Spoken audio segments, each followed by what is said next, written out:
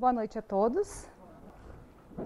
Nos mantendo nessas vibrações, eu não posso deixar de mencionar que a Ana Laura antes esteve aqui lendo para nós. A Ana Laura é uma menina da evangelização e nós ficamos muito felizes, porque o trabalho da evangelização anda muito bem e é uma jovem adolescente, como todos os outros adolescentes, né, que fazem muitas coisas, mas nos sábados de manhã nos reunimos aqui com o ciclo dos pais e com os adolescentes. E na medida do possível a gente vai ver cada vez mais na tribuna os jovens aqui falando e dando pequenas demonstrações do trabalho que nós estamos fazendo com muito carinho no sábado de manhã. Então hoje nós vamos falar um pouquinho da caridade em tempos frios. Nós temos visto muitos apelos e muitas sugestões de como praticar a caridade. São muitas. Se a gente dá uma olhadinha no Face, e todo mundo olha o Face, nós vemos sugestões como essa.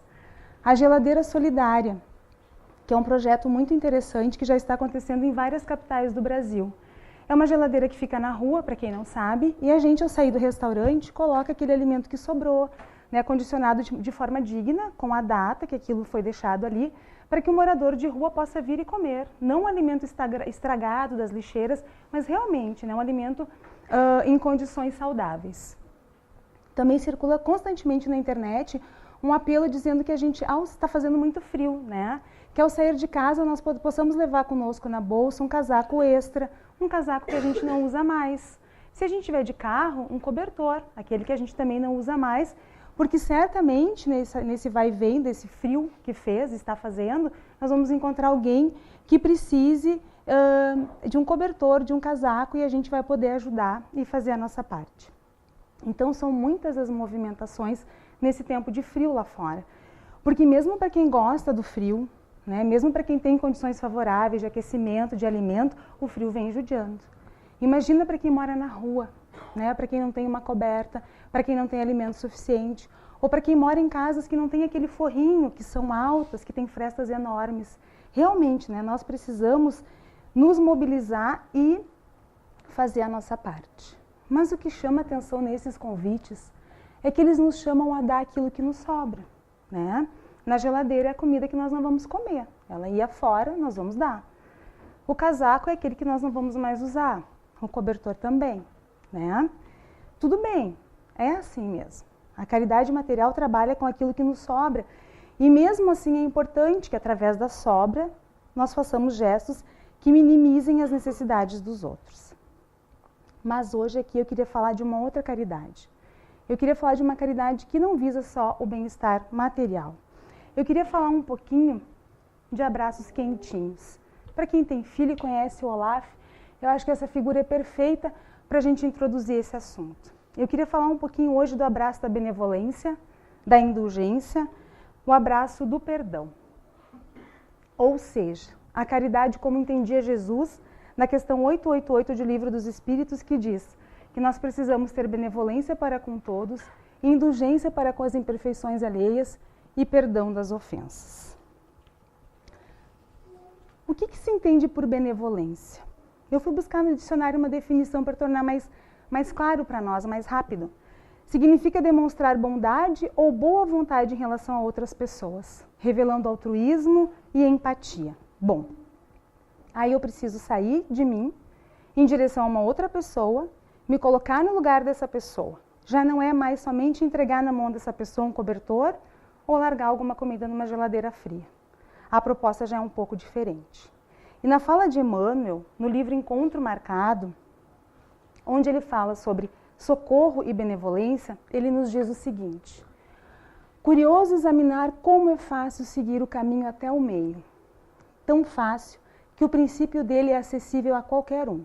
Isso porque se o início das boas obras pode realizar-se através de impressões externas, a complementação deve ser feita no cerne da vida íntima. Mobilizaremos recursos materiais, diminuindo o infortúnio de companheiros que a penúria vergasta. No entanto, a fim de aprendermos as lições da bondade, é forçoso que lhes saibamos doar tanto quanto possível esforço e presença pessoal na solução dos problemas que lhes digam respeito. Aí, aqui nós já vamos um pouquinho adiante. Nós já vamos falar de esforço, de presença pessoal. Para ter presença pessoal, nós precisamos de tempo, né? Aquele artigo de luxo que a gente não encontra mais nas lojas e que a gente já não encontra mais na nossa vida. Aí a gente vai um pouquinho adiante. Ninguém mais tem esse tempo, né? Então nós já não estamos mais falando de novo de uma mão estendida, nós estamos falando de um rosto. Estamos falando de uma história, de um universo pessoal. Mas, para isso, nós precisamos enxergar as pessoas além da aparência. Além dessa necessidade aparente que nós vimos material. A gente às vezes olha uma pessoa e rapidamente acha que consegue resolver o que ela precisa. E aí, fazendo esse trabalho, eu me lembrei de uma experiência do psicólogo Fernando Braga da Costa.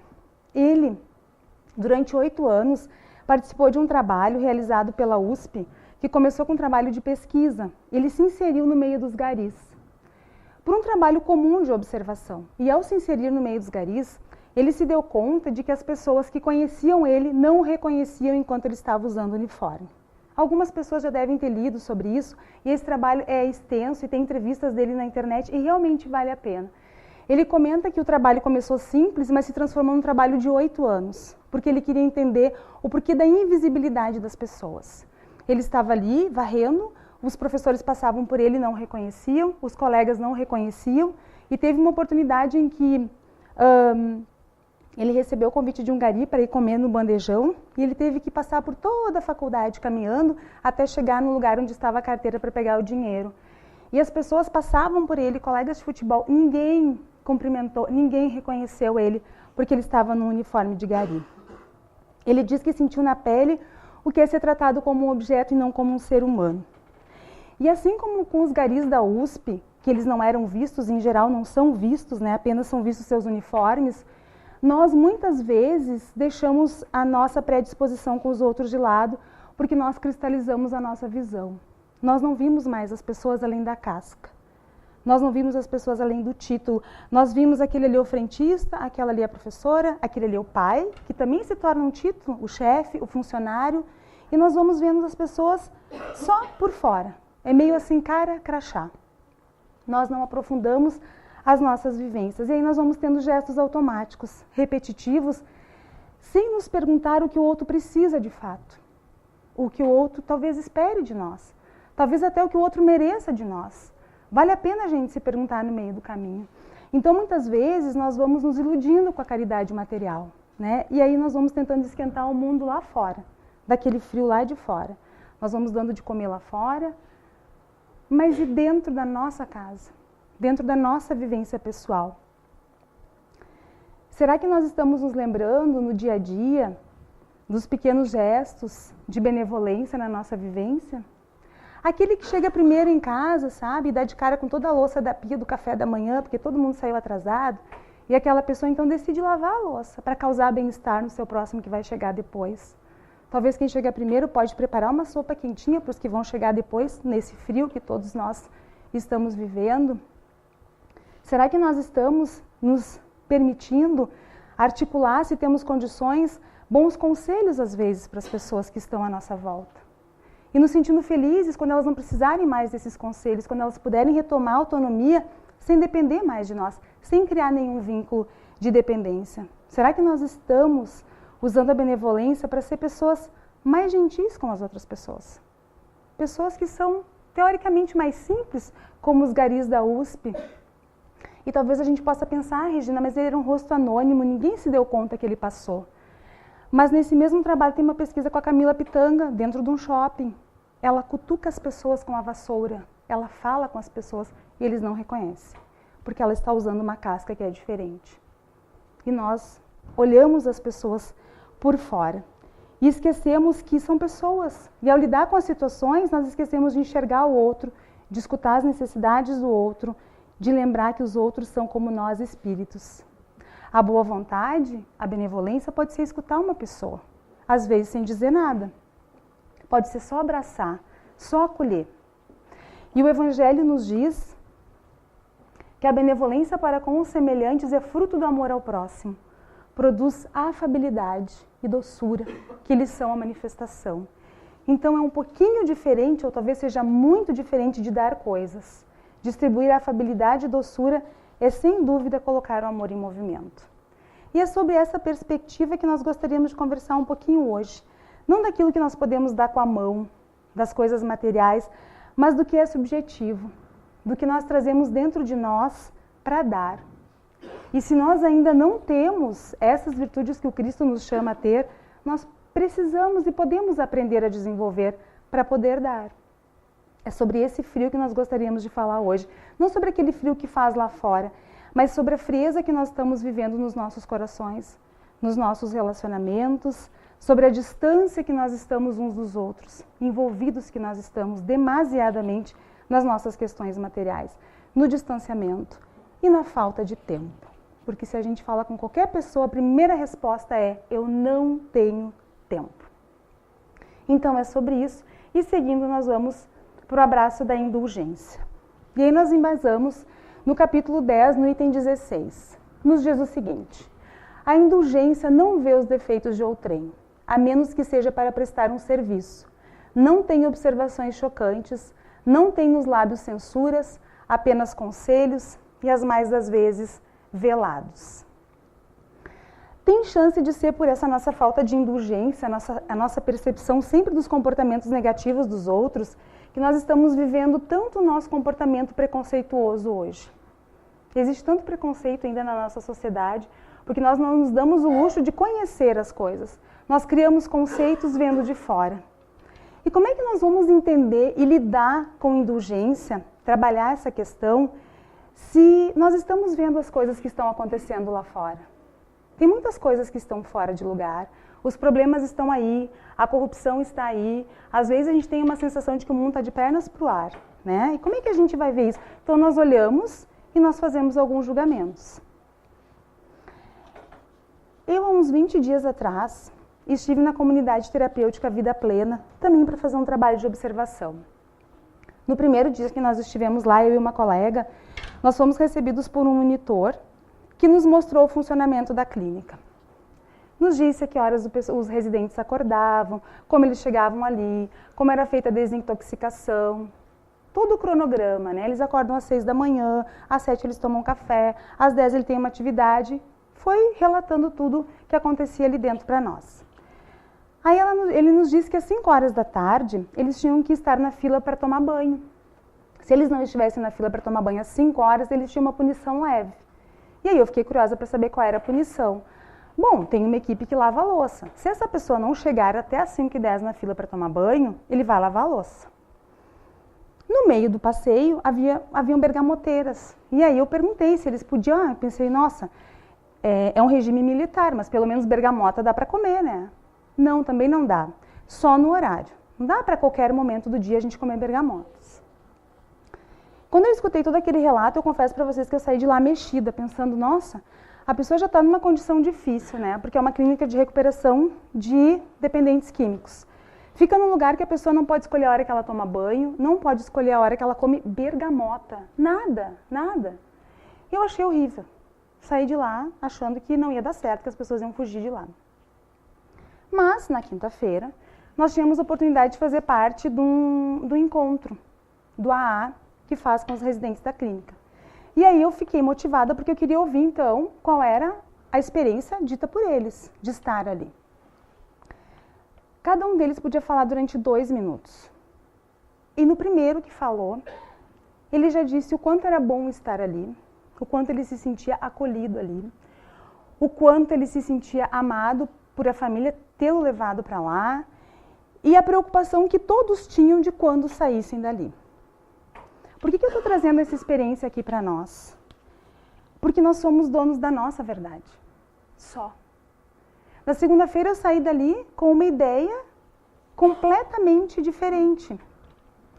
E o capítulo 10, no item 18, nos ajuda a entender isso. Porque ele nos diz que todos nós temos maus pendores a vencer, defeitos a corrigir, hábitos a modificar. Todos temos um fardo mais ou menos pesado a alijar para poder desagalgar o cume da montanha do progresso. Por que então, a vez de mostrar-vos tão clarividentes com relação ao próximo e tão cegos com relação a vós mesmos? É isso. Na segunda-feira, eu saí de lá com uma ideia, baseada nas minhas crenças pessoais, nos meus defeitos, nas coisas que eu preciso melhorar, nessa pessoa que eu construí. Agora, na quinta-feira, ouvindo por 2 minutos uma pessoa, só 2 minutos, eu saí com uma outra realidade que me pareceu muito diferente. só porque eu me dei o luxo de ouvir toda uma história de um outro prisma. Então o negativo passou a ser positivo. Isso mostra que para se ver uma situação ou uma cena e para poder usar de indulgência, nós precisamos ter o limite da nossa observação, a distância que nós estamos da realidade e dos fatos verdadeiros. Nós somos muito limitados para ver um casamento de fora, para ver a criação de um filho de fora e para ver comportamentos de fora e ir fazendo comentários maldosos, como muitas vezes nós fazemos, taxando as pessoas disso ou daquilo, carimbando de certo ou errado. E pior, muitas vezes passando adiante, denegrindo a imagem das pessoas, às vezes até em redes sociais, como acontece com muita frequência. Então a indulgência nos convida a prestar atenção em nós mesmos, nos nossos comportamentos, nos nossos pensamentos e nas nossas ações diante do próximo. Bom, tudo bem, está tudo muito bonito, mas o fato é que na minha casa, no meu trabalho, lá com meu filho, com meu marido, nas minhas relações, eu vejo as coisas erradas. E aí? Porque eu sou imperfeito, eu não posso fazer nada, eu tenho que cuidar só de mim. É assim, essa é a ideia que eu tenho que tirar do Evangelho? Vamos nos embasar, né? Certamente que não é essa a conclusão a tirar. Capítulo 10, item 19. Porquanto cada um de vós deve trabalhar pelo progresso de todos, e sobretudo, daqueles cuja tutela vos foi confiada. Por isso mesmo, deveis fazê-lo com moderação para um fim útil, e não, como as mais das vezes, pelo prazer de denegrir. Nesse último caso, a repreensão é uma maldade. No primeiro, é um dever que a caridade manda seja cumprido com todo o cuidado possível. Ademais, a censura que alguém faça ao trem deve ao mesmo tempo dirigi-la a si mesmo, procurando saber se não a terá merecido. E a Joana de Ângeles sempre nos fala, né, que aquilo que a gente vê com muita facilidade nos outros, assim, muito rapidinho, é porque a gente tem, ou já teve, recentemente. É como um perfume, sabe? Que a gente só reconhece lá do outro lado da rua porque ou a gente usa agora, ou porque a gente há 20 ou 30 anos atrás já usou. Então a gente às vezes fica tão se achando tanto quando descobre em alguém um defeito, mas é porque a gente já vivenciou ele em algum momento. E sobre as pessoas que estão na nossa tutela, como diz o Evangelho, que pessoas serão essas? A gente logo vai pensando em filho, né, em marido, que é para dar uma cutucada no marido e dizer, ó, isso não está bom. Mas, na verdade, se nós buscarmos o conceito da benevolência, nós vamos entender que as pessoas que estão na nossa tutela, neste caso, com quem nós podemos conversar a respeito das dificuldades, são aquelas com as quais nós demonstramos boa vontade. São aquelas com as quais, tanto quanto dentro do possível, segundo a fala de Emmanuel, nós mostramos esforço e presença pessoal. Então, se envolvidos nós estivermos com uma pessoa, nós podemos sim chamar a atenção dela. Com moderação, com um fim útil, porque ela está tendo uma atitude que pode ser nociva para ela ou para o grupo em qual ela está inserida, pode estar tendo um comportamento que vai lhe causar transtornos agora, no presente, ou talvez no futuro, talvez algo que ela não esteja se dando conta, até porque talvez possa estar envolvida em processos obsessivos, que nós sabemos que é alguma coisa muito comum. Então, sim, se eu estou envolvido com uma pessoa, eu posso e devo interferir. Porque nós sabemos que falar mal, falar pelas costas, isso qualquer um pode fazer. E qualquer um faz. Agora, ter coragem de intervir numa situação, chamar uma pessoa com carinho, com respeito, de cantinho para conversar sobre uma dificuldade que ela está tendo, procurar ajudar, mas aí talvez ela não goste que eu me meta na vida dela. Talvez ela vai ficar chateada, né? Mas talvez, quando eu levar um cobertor lá na rua para um cidadão que está deitado, talvez alcoolizado, talvez drogado, talvez ele também possa agir comigo com violência. É um risco que eu vou correr. Mas só que diante de algumas circunstâncias, às vezes de ver uma pessoa se perder nas vivências dela, talvez valha realmente a pena a gente ter uma atitude diferente, não lavar as mãos, realmente se envolver, né? E dar tempo ao tempo para que aquela pessoa possa entender. E aí nós vamos entendendo que as coisas vão se costurando. E nós precisamos estar predispostos aos outros. E para usar de indulgência no nível até de interferir quando se percebe um erro, nós precisamos estar envolvidos. E nós estamos envolvidos com as pessoas que estão à nossa volta. nós ainda temos amigos, aqueles, não aqueles lá do WhatsApp, nem aqueles 1000 e poucos das redes sociais, mas aquelas pessoas que ainda se envolvem umas com as outras, que nós podemos chamar de anjos encarnados, que nos alertam para as dificuldades que nós estamos vivendo e que em alguns momentos nós fazemos esse papel na vida delas, dessas pessoas. Esse é um ponto da indulgência que nós precisamos refletir, porque enxergar, sim, nós vamos enxergar os defeitos, porque eles existem. O mal existe ainda, não tem o que fazer sobre isso. Agora, se nós vamos ser o anjo do mal alheio e auxiliar essas pessoas é uma coisa. Agora, se nós vamos ser o divulgador do mal alheio, aí é um pontinho muito tênue aonde nós podemos encontrar indulgência. Então, fica a dica. Se eu não tenho envolvimento suficiente com alguém para fazer uma intervenção, eu tenho menos ainda para denegrir e mostrar para o mundo os defeitos dessa pessoa. É o que nos diz o capítulo 17. Sede indulgentes com as faltas alheias, quaisquer que elas sejam. Não julgueis com severidade senão as vossas ações, e o Senhor usará de indulgência para convosco, porque de indulgência houverdes usado para com os outros. É simples assim, né? O Criador não tem 2 pesos e 2 medidas. Não tem erro. E aí nós vamos para o abraço quentinho do perdão. O perdão é uma ação humana de se livrar de uma culpa ou de uma ofensa. É um processo mental que visa a eliminação de qualquer ressentimento, raiva, rancor ou outro sentimento negativo sobre determinada pessoa ou sobre si mesmo. Então é um processo que visa eliminar, não esquecer. Mas bem que a gente podia esquecer, né? Tem umas coisinhas assim no meio do caminho que se desse para ter um passe de mágica seria verdadeiro alívio. Né? Só que imagina que se para cada momento difícil, assim, para cada ofensa, para cada mágoa, a gente também tivesse que esquecer um momento feliz. Imagina ter que esquecer o nascimento de um filho, aquele dia que a gente se formou na faculdade com tanta dificuldade, ou esquecer a primeira vez que a gente andou de bicicleta sozinho, com aquela sensação indescritível de liberdade. Não vale a pena, né? Melhor a gente não negociar isso.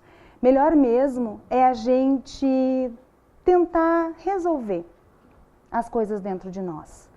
Melhor a gente tentar se questionar do porquê nós nos ofendemos com as coisas.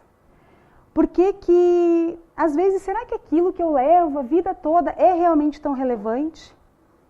Será que eu procuro elaborar no dia a dia os impactos que as outras pessoas causam diante de mim? Será que eu fico preso? Será que eu sigo adiante com aquele sentimento?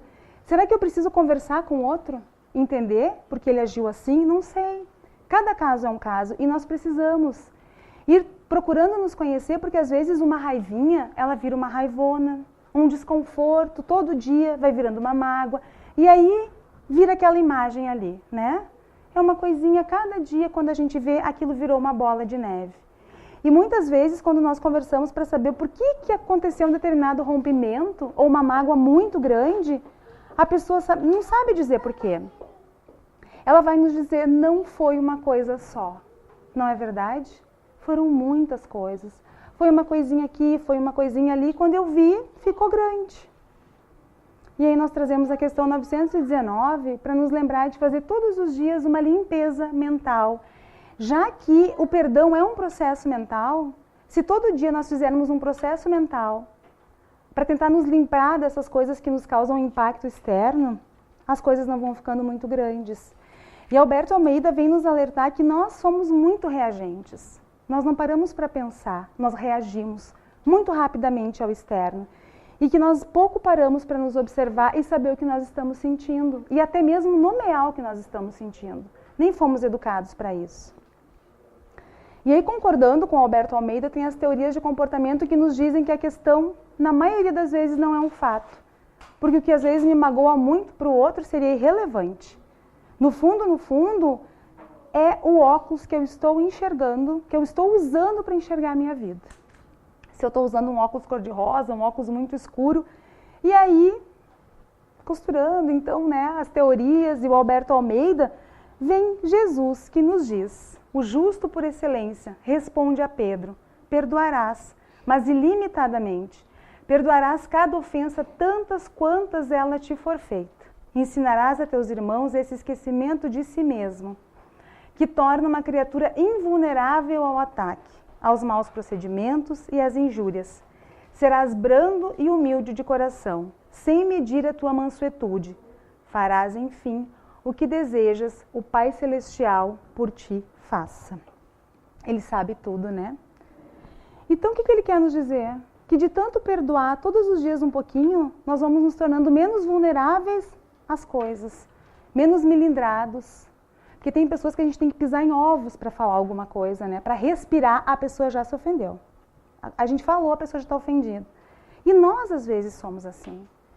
Mas se nós entendermos que não vamos cultivando isso, não vamos tornando as coisas maiores, o fardo não vai ficando tão pesado. E o perdão vai se tornando um exercício diário, que evita o acúmulo de pequenas ofensas, que se tornem grandes mágoas, tornando um fardo muito mais pesado do que ele realmente precisa ser. E Chico Xavier vem nos dizer que o ambiente limpo não é aquele que a gente mais limpa, mas é o que não se suja. É disso que ele queria falar. Ao invés de ficar guardando todo dia uma picuinha, vamos limpar. De noite na prece, eu nem queria ficar chateada com o Vinícius, não vale a pena. Talvez ele não tenha feito isso para mim, seja com ele a questão. E aí nós vamos limpando e não vamos deixando as coisas ficarem tão grandes. Através do diálogo, nós também vamos resolvendo as coisas do dia a dia. E não vamos distanciando tanto o perdão das nossas vidas, porque o perdão é uma questão tão difícil da gente encarar de frente, né? Nós achamos que perdoar é a coisa mais difícil e na verdade não é.